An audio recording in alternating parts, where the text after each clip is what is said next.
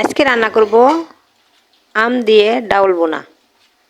কিন্তু অনেক রোদ উঠছে, আর রোদের এতে কিন্তু দরকার। একটা না 2-3 দিন যদি বৃষ্টি হয় তাহলে কিন্তু এই যে গাছগুলা দেখতেছেন, এই গাছ সব নষ্ট হয়ে যাব, মারা যাইব। তো তার জন্য 2-1 দিন আজকে রোদ উঠলে গাছের পক্ষে ভালো হইব। আজকে আমি ভিডিওটি শুরু করছি ভোরবেলা থেকে, নামাজ পড়ে তারপরে আমি কিন্তু এই ভিডিওটি শুরু করলাম।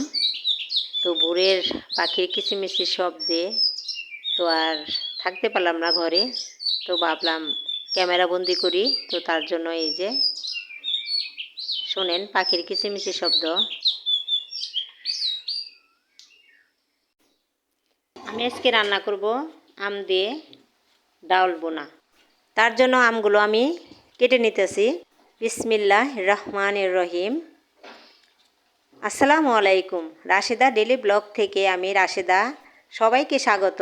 নতুন একটি ব্লগ ভিডিও দেখার জন্য কাছে এবং দূরে, দেশ এবং বিদেশে যে যেখান থেকে আমার আজকের এই ভিডিওটি দেখা শুরু করেছেন, নিশ্চয়ই আল্লাহর অসীম রহমতে সবাই ভালো আছেন। আলহামদুলিল্লাহ, আমরাও ভালো আছি। আমার প্রিয় আন্টি এবং আপু ভাইয়েরা, যারা আমার ভিডিওটি দেখা শুরু করেছেন, প্লিজ একটি লাইক দিয়ে ভিডিওটি কন্টিনিউ করবেন। আপনাদের ছোট একটি লাইক আমাকে আরও একটি ভিডিও তৈরি করার উৎসাহ যোগায় এবং আপনার মত আরও 10 জন মানুষের কাছে আমার ভিডিওটি পৌঁছাতে সাহায্য করে। এখনও যদি আমার চ্যানেলটিকে সাবস্ক্রাইব করে না থাকেন, প্লিজ আমার চ্যানেলটিকে সাবস্ক্রাইব করে আমার পরিবারের বন্ধু হয়ে থেকে যেতে পারেন। পাশে থাকা অল অপশনটি চালু করে রাখুন। আমি যখন এই ভিডিওটি আপলোড করব, নোটিফিকেশন পৌঁছে যাবে আপনার কাছে। আপনি আপনার সময় মতো আমার ভিডিওটি দেখে নিতে পারবেন। যারা শুরু থেকে আমাকে এইভাবে সাপোর্ট দিয়ে যাচ্ছেন, তাদের প্রতি অনেক কৃতজ্ঞতা। আমার আজকের ভিডিওটি কোথাও কোনো অংশ যদি আপনাদের একটু হলেও ভালো লেগে যায়, তাহলে অনুরোধ রইল আমার ভিডিওটি লিঙ্কটি আপনার পরিবার ও বন্ধুদের সাথে শেয়ার করতে ভুলবেন না। প্লিজ আপু আন্টিরা দয়া করে একটি লাইক দিয়ে যাবেন। আপনাদের এই একটি লাইকে আরও অনেক বেশি ভালো লাগে। আপনাদের জন্য মন থেকে অনেক বেশি দোয়া আসে। প্লিজ আবারও বলবো, একটি লাইক দিয়ে এই ভিডিওটি কন্টিনিউ করবেন। এই যে এখানে কথা বলতে বলতে সব মশলা দিয়ে, তেল দিয়ে এখন কিন্তু এই ডাউলগুলোকে ভালোভাবে চটকে চটকে মাখিয়ে নিব, কারণ এটা যত মাখিয়ে নেওয়া হবে ততই ভালো হবে। আর এখানে কিন্তু এই যে ডাউলটা ভিজে রাখা হয়েছিল, আর ভিজে রাখলে তো এমনি এই ডাউল নরম হয়ে যায়।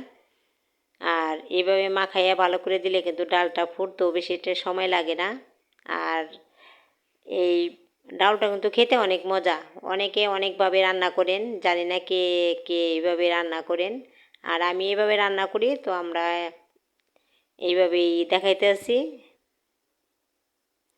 আর এখন এই যে আমগুলো দিয়ে দিব, আর আম দিয়ে আবারও চটকে নিব।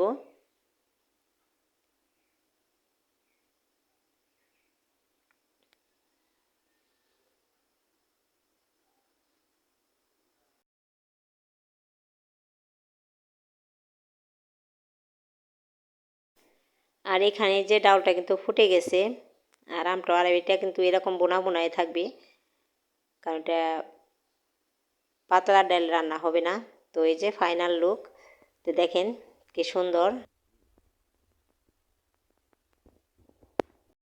রান্না বান্না শেষ করে ছাদে চলে আসলাম সবজি গাছ দেখার জন্য। দরকার একটা না 2-3 দিন যদি বৃষ্টি হয় তাহলে কিন্তু এই যে গাছগুলা দেখতেছেন, এই গাছগুলা সব নষ্ট হয়ে যাব, মারা যাইব। তো তার জন্য 2-1 দিন আজকে রোদ উঠলে গাছের পক্ষে ভালো হইব।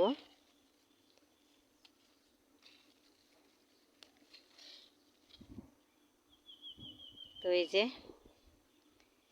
আর এখানে যে বেগুনের চারা,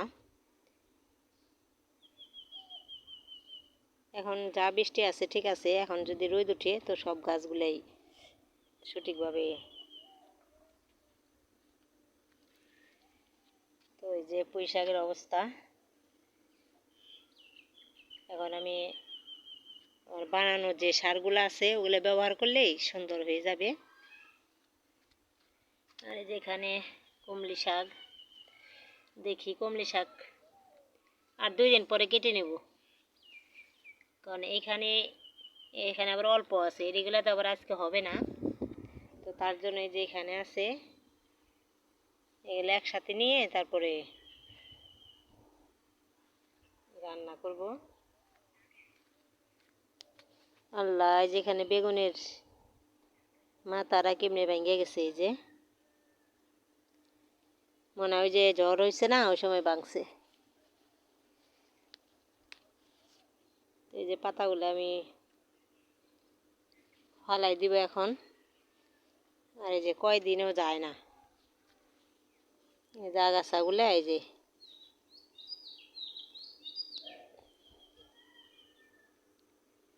তো এই যে শাক হয়েছে। আর এটি হলো দাঁড়া শাক।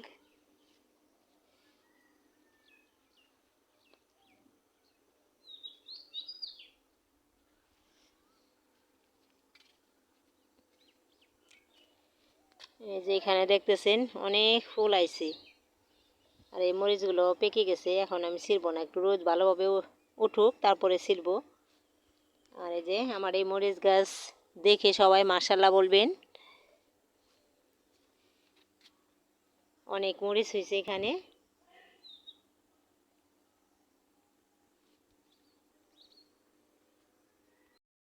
আর এই জায়গায় লেবুগুলো হইতে আছে নাকি, এই যে ছোট ছোট গুটি অনেক আগে দেখছি। ওই যে এখানে একটা বড় দেখা যাইতেছে, জানি না বাঁচবো কিনা।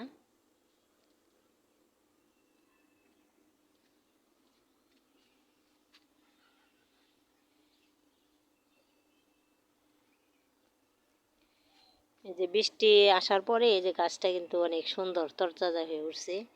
আর এই গাছটাও কি হবে নাকি।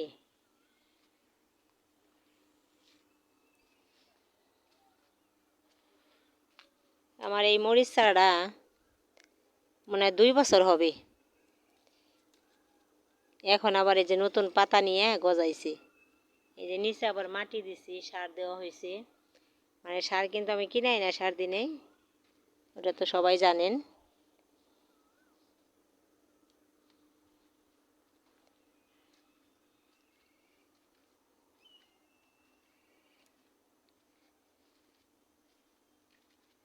আর এই যে এখানে আমার এই যে দাদির কাছ থেকে 2টা চারা এনে বুনছি, দেখি হবে নাকি। এই যে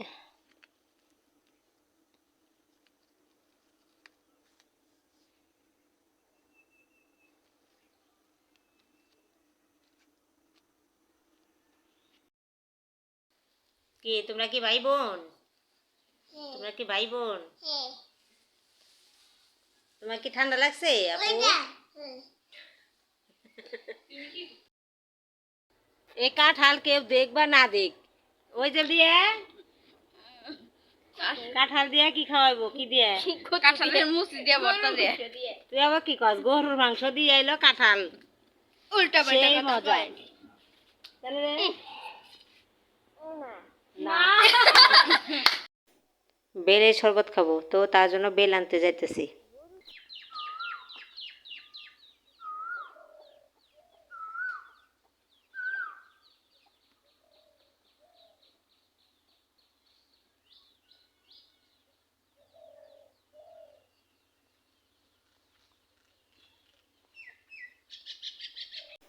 এই তো বেলটা আনা হলো, আর এখন বেলের শরবতে যে বানাইতেছি, আর বানাইতেছে এটা আমার ছেলের বউ।